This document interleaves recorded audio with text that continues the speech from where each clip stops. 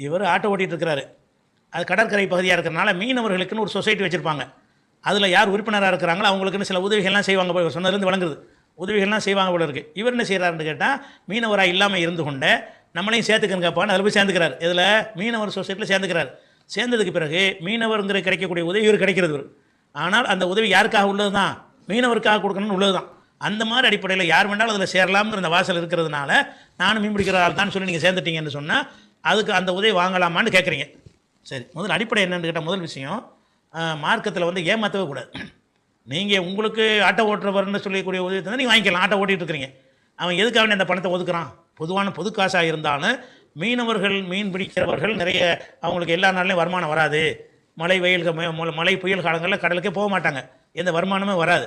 அது மாதிரி சில நாட்களில் வந்து மீன் பிடிக்கிறதுக்கெலாம் தடையை போட்டுருவாங்க. இப்போவும் இருக்குது, சில மாதங்களில் வந்து மீன் பிடிப்பதற்கு தடை. இந்த மீன்கள் குஞ்சு பிடிக்கிற காலம், அந்த நேரத்தில் நீங்கள் மீன் பிடிக்க போகக்கூடாதுன்னு சொல்லி அது தடை வச்சுருவாங்க. 3 மாதத்துக்கு 2 மாதத்துக்கு மீன் பிடிக்க போக முடியாது, அவனுக்கு வாழ்வாதாரம் இருக்காது. இதெல்லாம் கருத்தில் கொண்டு மீனவர்கள் சில நேரங்களில் தொழில் பண்ண முடியாமல் இருக்கிறாங்க.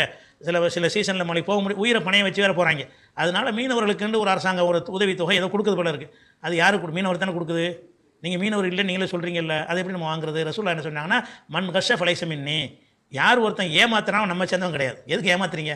நீங்கள் மீனவர் இல்லைன்னு சொல்லும் பொழுது, நான் மீனவர் கிடையாதுப்பா, என்னை கேன்சல் பண்ணிடுங்க அப்படிங்கிற அடிப்படையில் நீங்கள் செஞ்சிடணுமே தவிர அதை வாங்கவே கூடாது. இன்னும் சொல்ல போனால் நிறைய குரான் ஹதீஸில் எடுத்து பார்த்தீங்கன்னா, மோசடி செய்கிறது, அமானிதம் பேணுவது, ஏமாத்துறது, இதை பற்றியெல்லாம் நிறைய குரான் ஹதீஸில் சொல்லப்பட்டு இருக்கிறது. அதனால் வந்து இது அந்த உதவிகள் தந்தாங்கன்னா வாங்காதீங்க, அதில் போய் சேரவும் வேணாம். அந்த மாதிரி மாதம் 1000 ரூபா குடும்ப உதவி தொகைன்னு கொடுக்குறான், அது மீனவருக்கு ஆட்டோக்காரருக்குன்னு கொடுக்கலாம், எல்லாருக்கும் கொடுக்குறான். அதை நீங்கள் வாங்குறதுன்னு பிரச்சனை கிடையாது. அதே நேரத்தில் வந்து ஒரு குறிப்பிட்ட ஒரு விவசாயிக்குன்னு ஒன்றை கொடுத்தான்னு சொன்னால், நீங்கள் விவசாயி இருந்தால் தான் அதை வாங்கினேன்.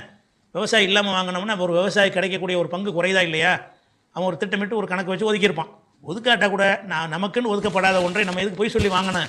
அதனால் அந்த மாதிரியான வாங்காமல் இருப்பது தான் சரியான முறை. வாங்குறது குற்றம் இருக்குது, நல்லா கேட்பான். மோசடி செஞ்ச ஒரு குற்றம் கண்டிப்பாக வரேன். அது அற்ப காசு ஆசைப்பட்டு வாங்காதீங்க, தூக்கி போட்டுருங்க. அவ்வளோதா.